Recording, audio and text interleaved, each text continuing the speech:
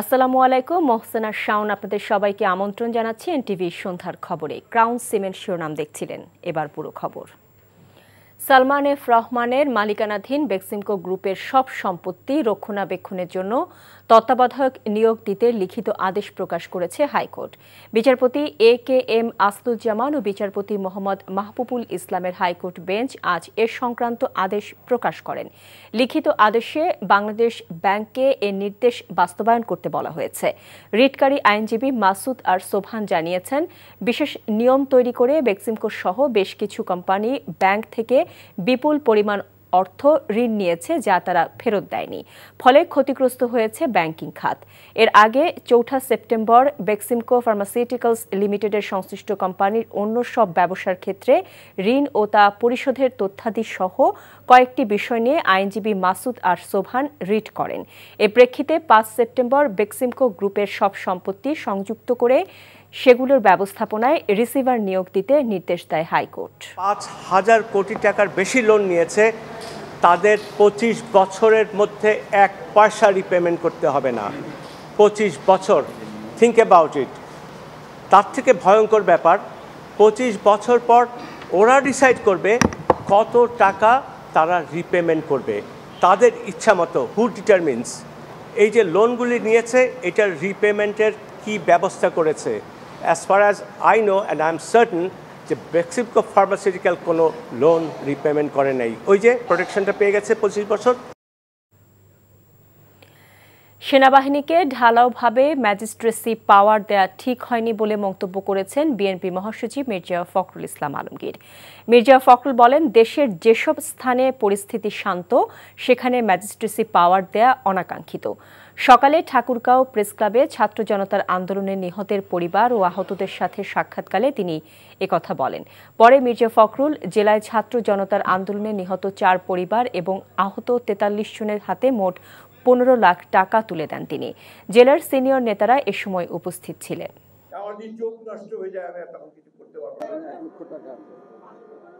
Magistracy পাওয়ার আমি মনে করি যে সেই সমস্ত এলাকাতে দেওয়া দরকার যে সমস্ত এলাকাতে নিয়ন্ত্রণের বাইরে চলে গেছে, কিন্তু যে সমস্ত এলাকাতে পিসফুল আছে, শান্তিপূর্ণ আছে, যেখানে রাজনৈতিক নেতা কর্মীরাই সমস্ত বিষয়গুলোকে নিয়ন্ত্রণ করছেন, সেইখানে এই ম্যাজিস্ট্রেসি পাওয়ার দেওয়ার নতুন সমস্যা তৈরি করা সমীচীন হবে না, বুদ্ধিমানের কাজ হবে না। আমি তাই অন্তর্বর্তীকালীন সরকারকে অনুরোধ করব, তারা বিষয়টি পুনর্বিবেচনা করবেন এবং কখনোই এমন কোনো ব্যবস্থা নেবেন না যেটা সামগ্রিকভাবে তাদের জন্য বুমেরাং হবে, দেশের মানুষের জন্য একটা বুমেরাং হয়ে যাবে। বাজেট সহায়তা হিসেবে বিশ্বব্যাংক ও এডিবির কাছ থেকে যে $2 বিলিয়ন প্রতিশ্রুতি মিলেছে, তা থেকে বিদ্যুৎ ও জ্বালানি খাতের বকেয়া পরিশোধ করা হবে বলে জানিয়েছেন বিদ্যুৎ ও জ্বালানি উপদেষ্টা ফাউজুল কবির খান। আর আগামী বছরের জুনের মধ্যে বাংলাদেশকে $2 বিলিয়ন ঋণ সহায়তা দেওয়ার কথা জানিয়েছেন বিশ্বব্যাংকের দক্ষিণ এশিয়া অঞ্চলের ভাইস প্রেসিডেন্ট মার্টিন রেজর। সচিবালয়ে পৃথক অনুষ্ঠানে তারা একথা জানান। রোকনউদ্দিনের রিপোর্ট।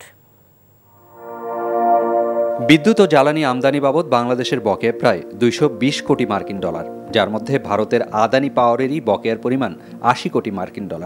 এই পাওনা মেটাতে দাতা সংস্থার সহায়তা চেয়েছে অন্তর্বর্তী সরকার।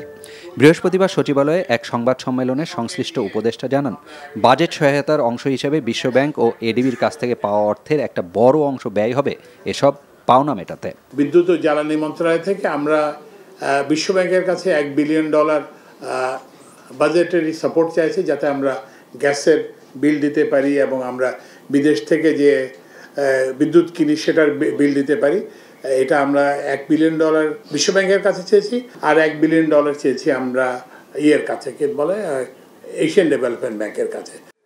বিভিন্ন গণমাধ্যমে ভোলায় 5 ট্রিলিয়ন ঘনফুট গ্যাসের যে সম্ভাব্য মজুতের তথ্য এসেছে তা সঠিক নয় উল্লেখ করে জ্বালানি উপদেষ্টা বলেন, এখন পর্যন্ত 2 ট্রিলিয়ন ঘনফুট গ্যাসের সম্ভাব্য মজুত রয়েছে সেখানে। এ সময় তার কাছে প্রশ্ন ছিল দেশ জুড়ে লোডশেডিং পরিস্থিতি নিয়ে। লোডশেডিংয়ের কতগুলো কারণ ছিল, সেটা আমরা মোটামুটি এখন কাটিয়ে এসেছি। এদিকে সকালে সচিবালয়ে অর্থ উপদেষ্টার সাথে সৌজন্য সাক্ষাৎ করেন বিশ্বব্যাংকের দক্ষিণ এশিয়া অঞ্চলের ভাইস প্রেসিডেন্ট। এ সময় বাজেট ও ব্যাংক সহ আর্থিক খাতের সংস্কারের সহায়তা, জ্বালানি সহ বেশ কিছু বিষয়ে আলোচনা হয় বলে জানান অর্থ উপদেষ্টা। বাজেট সাপোর্ট, তারপর আমাদের help in energy sector, even fertiliser import, রোহিঙ্গাদের সাপোর্ট, এটা নিয়ে কথা হয়েছে। সব ব্যাপারই আমরা যেগুলো বলেছি proposal, they are very positive এবং মোটামুটি কিন্তু কংক্রিট করে বলছে কী কী সহায়তা দেবে। আর ডিসেম্বরে বিশ্বব্যাংকের বোর্ড সভায় কয়েক ধাপে বাংলাদেশকে $2 বিলিয়ন দেবার অনুমোদন মিলবে বলে জানান মার্টিন রেজর। আগামী বছরের জুনের মধ্যে $2 বিলিয়ন ঋণ সহায়তা দেবার বিষয়ে আলোচনা হয়েছে। বাজেট সহায়তা, আর্থিক খাত সংস্কার, অবকাঠামো নির্মাণ, জ্বালানি সহ বিভিন্ন খাতে এই অর্থ দেয়া হবে। ডিসেম্বরে বিশ্বব্যাংকের বোর্ড সভায় কখন কিভাবে এই অর্থ মিলবে তার অনুমোদন দেয়া হবে। আগের মতোই বাংলাদেশের জন্য সহায়তা অব্যাহত থাকবে। বন্যায় ক্ষতিগ্রস্ত এলাকাসহ বেশ কিছু প্রকল্পের অবকাঠামো নির্মাণেও এই অর্থ ব্যয় হতে পারে বলে জানান তিনি। Rokonuddin, NTV news, Dhaka. কাল থেকে সপ্তাহের 7 দিনই চলবে মেট্রো রেল। একই সঙ্গে চালু হচ্ছে কাজীপাড়া মেট্রো স্টেশন। বিকেলে রাজধানী ইস্কাটনে ডিএমটিসিএল কার্যালয়ে এসব তথ্য জানান সংস্থাটির ব্যবস্থাপনা পরিচালক মোহাম্মদ আব্দুর রউফ। তিনি আরও বলেন, শুধু শুক্রবারে মেট্রো রেল চলবে বিকেল 3:30 থেকে রাত 9টা পর্যন্ত।